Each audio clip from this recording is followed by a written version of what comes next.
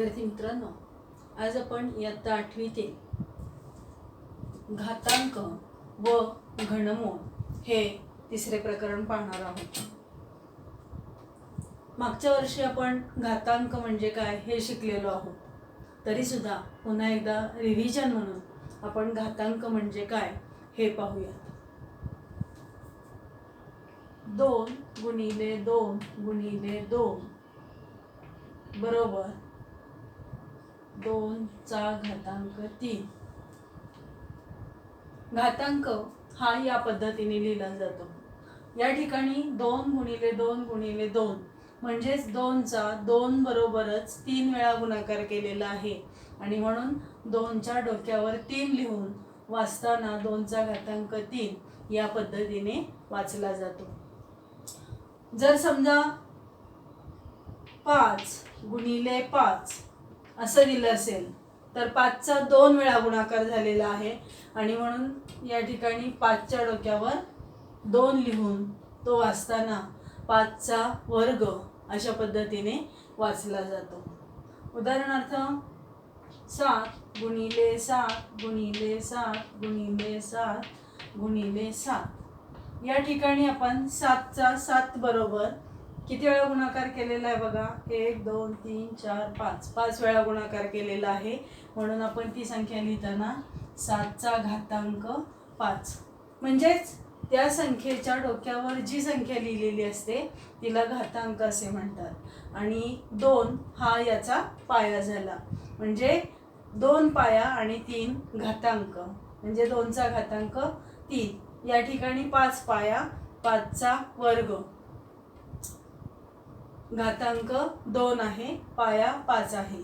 या ठिकाणी पाया 7 आहे आणि घातांक 5 आहे. तर विद्यार्थी मित्रांनो, घातांक म्हणजे काय हे तुम्हाला कळालं असेल. आता आपण गेल्या वर्षी जे काही नियम शिकलो आहोत त्याचीच पुन्हा एकदा रिव्हिजन पाहणार आहोत. a चा m घात गुणिले a चा n घात बरोबर a चा m अधिक n घात. याचा अर्थ काय, जर पाया समान असेल तर घातांकाची बेरीज होते. आता हेच आपण एका उदाहरणाने समजून पाहूया. 3 चा घातांक 3 गुणिले 3 चा घातांक 4. या ठिकाणी a आहे, या ठिकाणी सुद्धा a आहे म्हणजेच पाया समान आहे. या ठिकाणी सुद्धा 3 आहेत, या ठिकाणी सुद्धा पाया 3 आहे म्हणून पाया सारखा आहे. पाया सारखा असेल तर घातांकाची बेरीज होते म्हणून ही संख्या लिहिताना आपण लिहितो 3 त्याचा घातांक 3 अधिक 4 बरोबर 3 चा घातांक आला 7. आता दुसरा नियम पाहूयात.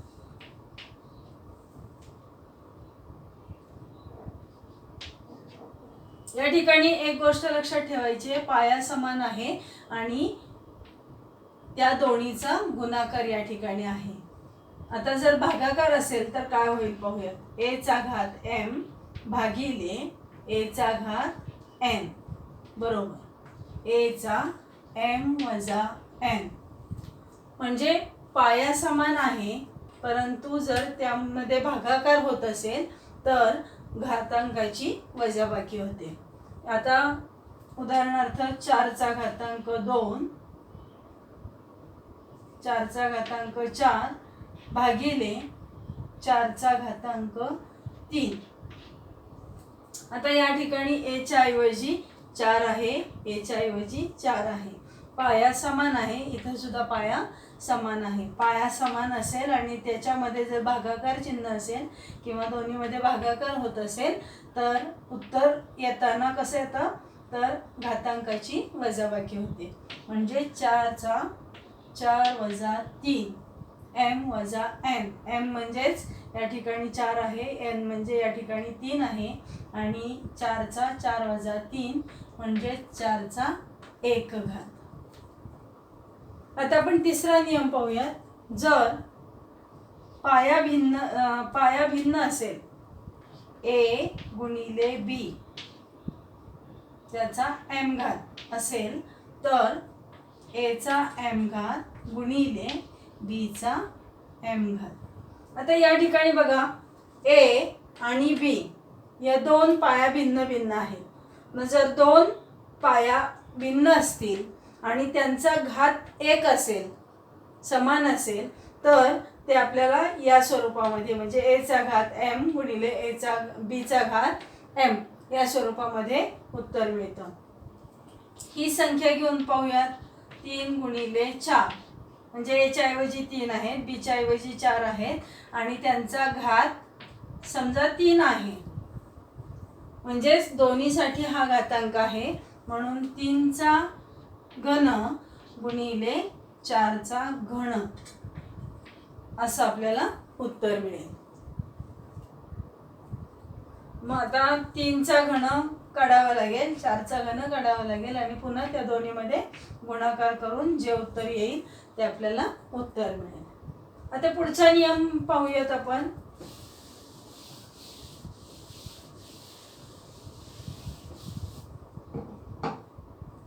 ज्या वेळेला एचा घातांक 0 असतो त्यावेळेला उत्तर नेहमी 1 येत असतं.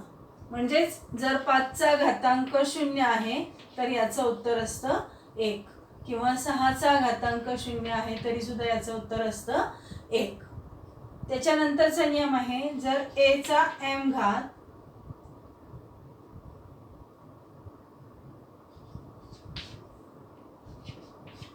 एचा एम वजा एम घात असेल तर त्याचं उत्तर आपल्याला मिळतं 1/एचा एम घात. म्हणजे या ठिकाणी वजा एम आहे, वजा घातांक लिहिता येत नाही किंवा वजा घातांक आपण या पद्धतीने सुद्धा लिहू शकतो. एचा वजा एम घात असेल त्यावेळेला तोच आपण 1/एचा धन एम घात, म्हणजेच या ठिकाणी ऋण एम आहे, या ठिकाणी तो धन होतो. म्हणजे जर 3चा वजा 4 घात असेल तर तो आपण म्हणताना 1/3चा चतुर्थ घात या पद्धतीने लिहिता येतो. आता पुढचा नियम पाहूयात आपण.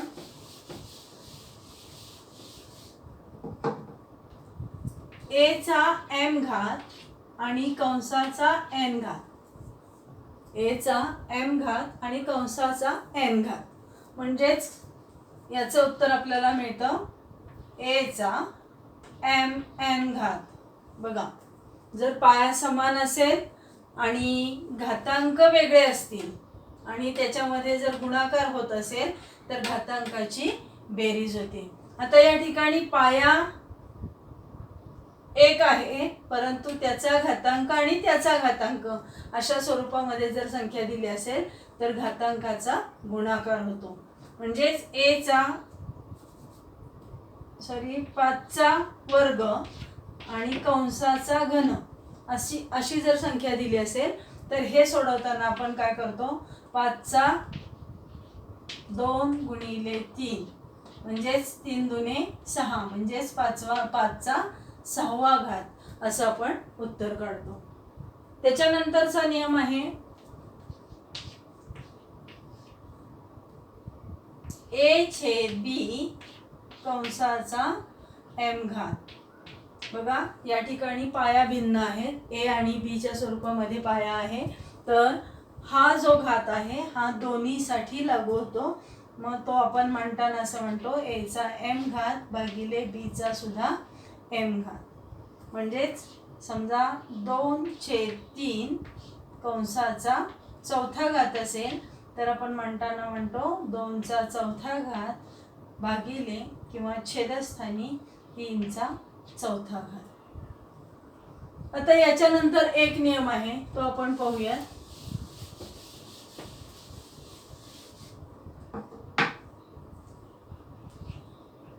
ए भागिले बी कंसाचा वजा एम घात. बघा, आता मगाशीच आपण एक नियम शिकलो, ए वजा एम घात असेल तर त्याचं उत्तर आपल्याला 1/एचा एम घात या स्वरूपामध्ये मिळते. मग आता आपण हे ज्या वेळेला सोडवतो त्यावेळेला आपल्याला ते सोडवल्यानंतर भागिले म्हणजेच उलटून गुणिले होतो. म्हणजे हे ज्या वेळेला आपण 1/, ए भागिले बी कंसाचा एम घात असं लिहितो. त्याच वेळेला ह्याचा अर्थ असा होतो 1/a चा एम घात भागिले बी चा एम घात, किंवा भागिले म्हणजेच उलटून गुणिले. तेच आपण अशा स्वरूपात सुद्धा मांडू शकतो, बी चा एम घात भागिले ए चा एम घात. तर विद्यार्थी मित्रांनो, तुम्हाला घातांक म्हणजे काय आणि घातांकांचे नियम हे रिव्हिजनमध्ये आपण पाहिलेले आहेत. आता आपण घातांक आणि त्याचे मूळ कसे काढायचे हे आपण पाहणार आहोत.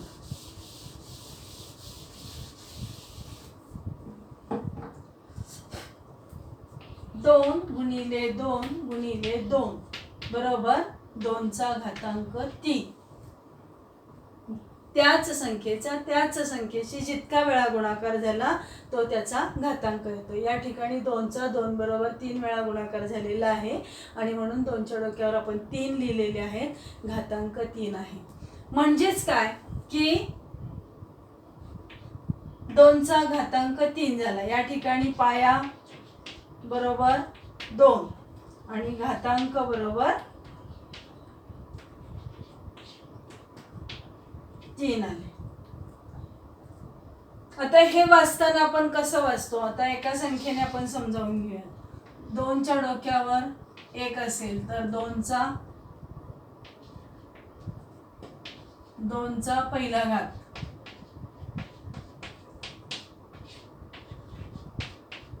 किंवा 2 चा घात 1 असं आपण वाचतो. 2 च्या डोक्यावर 2 असतील तर 2 चा वर्ग असे वाचतो. 2 च्या डोक्यावर 3 असेल तर 2 चा घन असे वाचतो. 2 च्या डोक्यावर 4 असेल तर 2 चा चौथा घात. तसंच 2 च्या डोक्यावर 5 असेल तर 2 चा पाचवा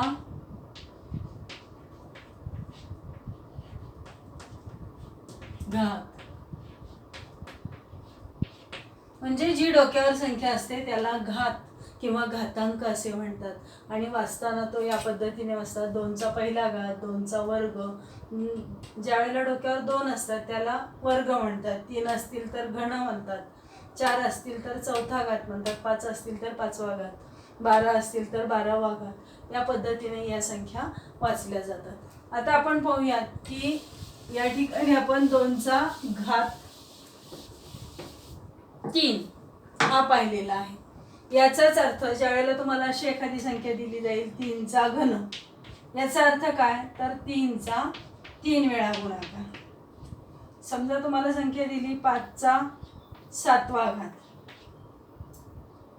तर 5 गुणिले 5 गुणिले 5 गुणिले 5 गुणिले 5 गुणिले 5 गुणिले 5. याचा अर्थ काय 5 चा 5 बरोबर 7 वेळा गुणाकार. तर लिहिताना ते या स्वरूपामध्ये लिहिलं जातं. आता मूळ म्हणजे काय,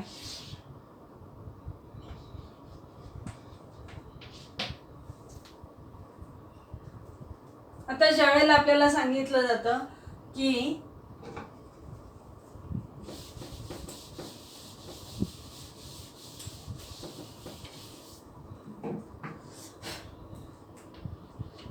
तीन चा तिसरा घात दिलेला आहे आणि आपल्याला सांगितलं की याचे मूळ काढा, या संख्येचे मूळ काढा. तर त्यावेळेला आपण ती संख्या या पद्धतीने लिहितो, म्हणजे 3 चे घनमूळ. समजा 2 चा चौथा घात दिला असेल आणि मूळ संख्या काढा असं सांगितलं तर ती संख्या आपण 2 चे चौथे मूळ असं अशा स्वरूपामध्ये लिहितो. आणि मूळ संख्या म्हणजे काय तर या ठिकाणी 2 चा चौथा घात म्हणजेच 2 गुणिले 2 गुणिले 2 गुणिले 2. तर याची मूळ संख्या असते ही. आता समजा आपल्याला सांगितलं की 25 25चे मूळ लिहा. 25चे मूळ लिहिताना आपण या स्वरूपामध्ये लिहितो, किंवा 25 म्हणजेच 5चा वर्ग.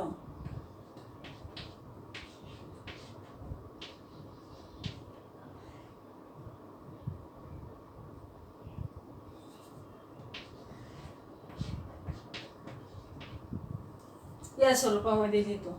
आणि त्याचे मूळ ज्या वेळेला बाहेर येते याचा अर्थ हे आपण या स्वरूपामध्ये सुद्धा लिहू शकतो. 25चे मूळ 1/2. आता याचं मूळ सुद्धा 5चा वर्ग 25. 25चे मूळ याचं सुद्धा मूळ काय येईल 1/2.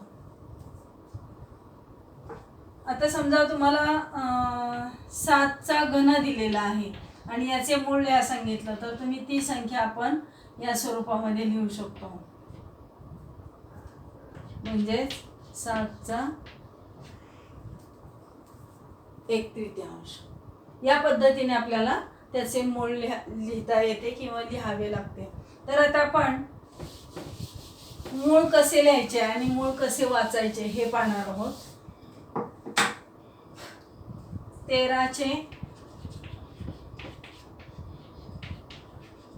5वे मूळ. 13चे 5वे मूळ ज्या वेळेला सांगितलं जातं 13चे 5वे मूळ लिहा, त्यावेळेला ते 13 त्याचा घातांकाच्या स्वरूपामध्ये आपण असं लिहितो 1/5. समजा 18चे 4थे मूळ.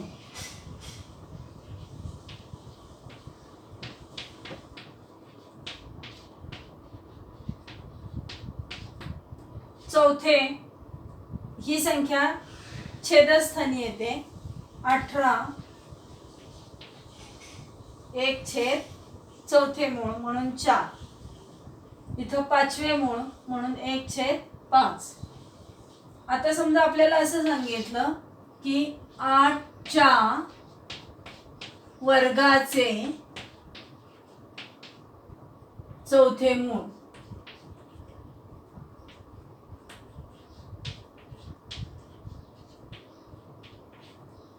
8च्या वर्गाचे 4थे मूळ. ही संख्या आपण असं लिहू शकतो 8चा वर्ग आणि त्याचे 4थे मूळ.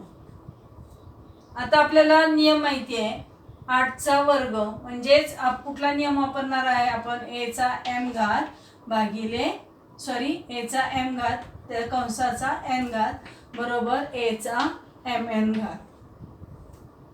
याच नियमाने हे गणित आपण सोडवलं तर 8 गुणिले 2 गुणिले 1/4. आता ज्या वेळेला दोन संख्यांमध्ये गुणाकार असतो त्यावेळेला अंशाचा गुणाकार होतो आणि छेदांचा गुणाकार होतो. म्हणून याचं उत्तर येईल 8 2 1 2 आणि 4 1 4. 8च्या वर्गाचे 4थे मूळ. आता आणखीन काही उदाहरण आपण पाहूया.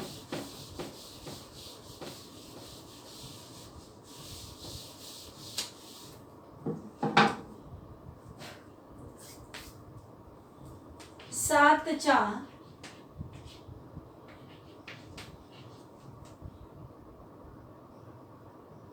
5व्या घाताचे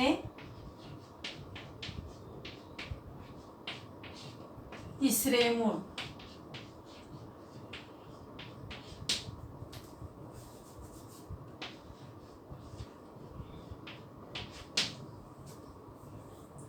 आता या ठिकाणी लक्षात घ्यायचं 7च्या म्हणजे आपली संख्या असणार आहे 7. 5व्या घाताचे घात म्हणलं किती अंशस्थानी येणार आहे 5 आणि जे मूळ आहे 3रे मूळ म्हणून छेदस्थानी येणार आहेत 3. वाचताना मात्र आपण वाचणार आहे 7च्या 5व्या घाताचे 3रे मूळ. आणखीन एक उदाहरण बघूया. 13च्या 5व्या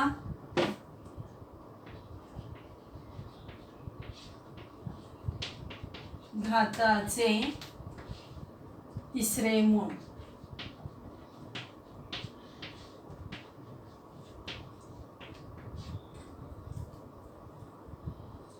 कोणाच्या घाताचे?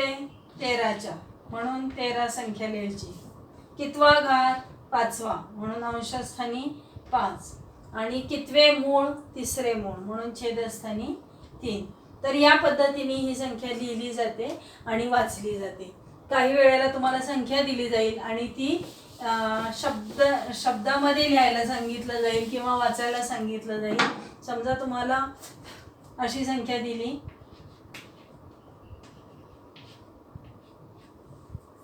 तर ही संख्या वाचताना आपण कशी वाचणार आहोत? 20च्या चौथ्या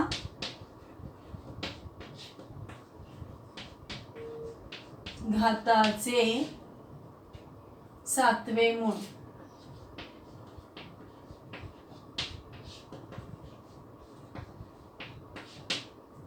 तर विद्यार्थी मित्रांनो, तुम्हाला घातांक म्हणजे काय, घातांकांचे नियम कोणते आहेत, ते कसे वापरले जातात आणि घातांकांचे मूळ कसे वाचले जाते किंवा लिहिले जाते हे आपण पाहिलेलं आहे आणि हे तुम्हाला निश्चित समजलं असेल. आता आपण थोडा पुढचा भाग पाहूयात.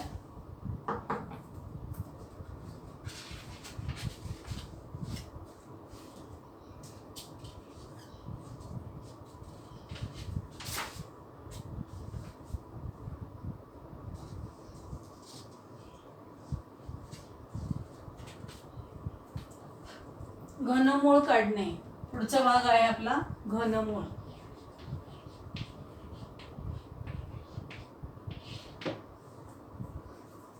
आता समजा आपल्याला 8 ही संख्या दिलेली आहे आणि 8चे घनमूळ काढायचे. मग अशा वेळेला काय करायचं? 8ची फोड करायची. गुणाकाराच्या स्वरूपामध्ये आपण मसावी लसावी काढताना कशी फोड करतात ती पाहिलेलीच आहे. 8ची फोड कशी होईल? 4 गुणिले 2. आता 4ची फोड कशी होईल? 2 गुणिले 2 आणि गुणिले हे 2 तसेच खाली घ्यायचे. आता या ठिकाणी आपल्याला 3 संख्या मिळाल्या. 2 गुणिले 2 गुणिले 2 म्हणजेच 2 दुने 4, 4 दुने 8. म्हणजे या संख्यांचा गुणाकार केला तर आपल्याला आपली पहिली मूळ संख्या मिळते. घन याचा अर्थ मगाशी आपण पाहिला 3 आणि घनमूळ म्हणजे तिसरा भाग. म्हणजे आता याचा जर आपण 3 समान भाग केले तर एक भाग हा झाला, दुसरा हा झाला आणि तिसरा हा भाग झाला. म्हणून 8चे घनमूळ 2 येते. कळालं? आता आपण दुसरी संख्या पाहूयात.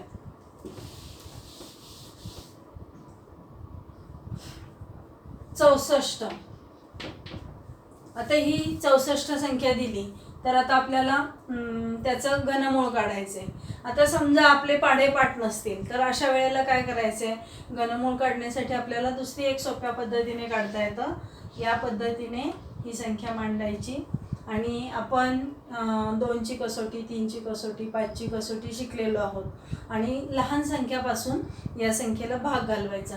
आता या संख्येला शेवटचा अंक, एकक स्थानचा अंक हा सम आहे, म्हणजेच याला 2 ने भाग जाईल. 2 त्रिक 6 आणि 2 दुने 4.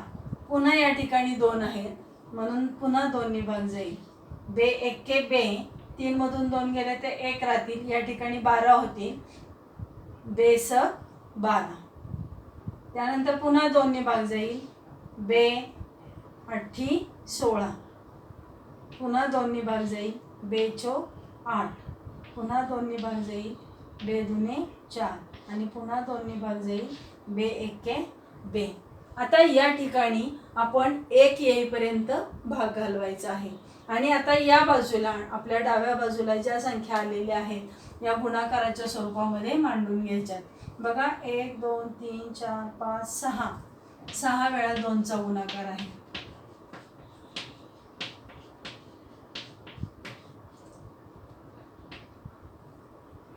आता हा जर गुणाकार सोडवला 2 दुने 4, 4 दुने 8 म्हणजे आलेल्या उत्तराला पुढच्या संख्येने गुणायचे. बेदुने 4, 4 उत्तराला, 4ने 2ला गुणायचे, 4 दुने 8, 8 उत्तराला, 8ने पुढच्या 2ला गुणायचे, 8 दुने 16, 16 दुने 32, 32 दुने 64.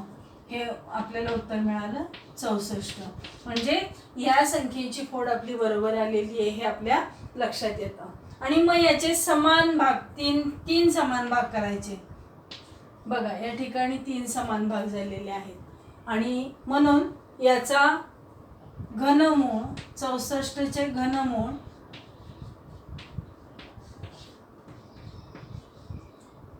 त्यातला एक गट घ्यायचा. 2 गुणिले 2 म्हणजेच किती? बेदुने 4. आता हे आपलं उत्तर बरोबर आहे की नाही? आता ह्याचा जर घन काढला आपण, म्हणजे 4चा घन म्हणजे 4चा 3 वेळा गुणाकार, 4 गुणिले 4 गुणिले 4, 4 चौक 16, 16 चौक 64. म्हणजे आपल्याला पुन्हा तेच उत्तर मिळतं. आणि म्हणून आपलं हे उत्तर बरोबर आहे. आपलं उत्तर बरोबर आहे की नाही ते आपण या पद्धतीने सुद्धा तपासून पाहू शकतो. तर विद्यार्थी मित्रांनो, घनमूळ कसं काढायचं हे तुम्हाला कळालं असेल. आता आपण आणखीन एक उदाहरण पाहूया.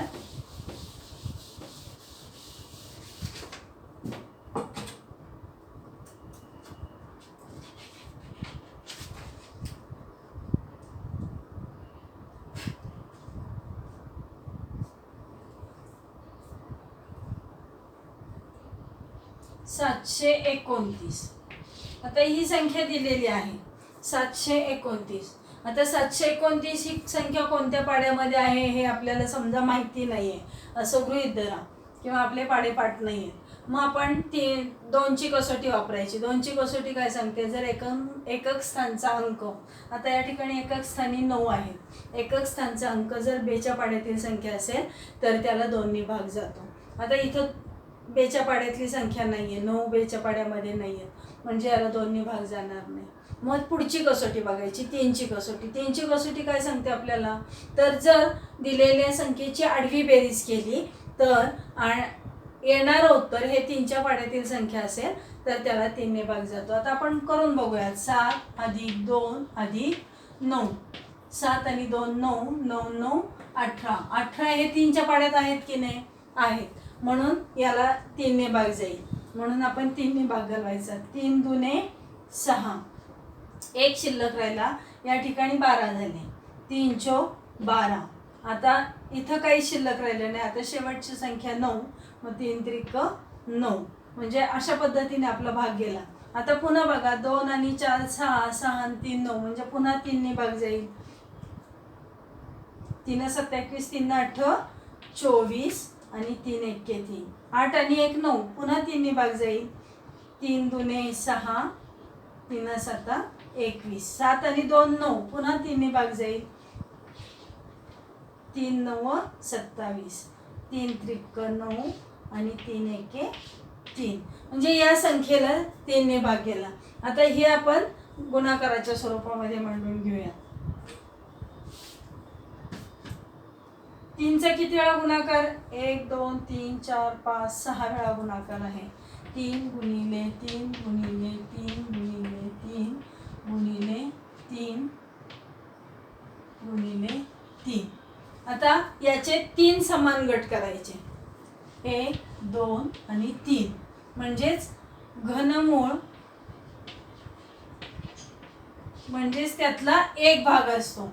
म्हणजे 729चे घनमूळ बरोबर एक गट घ्यायचा. त्यातला आपल्याला 3 गुणिले 3 म्हणजेच 9 हे आलं त्याचं घनमूळ. तर विद्यार्थी मित्रांनो, तुम्हाला घातांक आणि घनमूळ हे प्रकरण समजलं असेल. या प्रकरणामध्ये आपण घातांक म्हणजे काय, घातांकाचा पाया कसा ओळखायचा, घातांकाचे मूळ कसे वाचायचे, घातांकाचा दिलेल्या संख्येचे घनमूळ कसे काढायचे हे आपण या प्रकरणामध्ये पाहिलेलं आहे. धन्यवाद.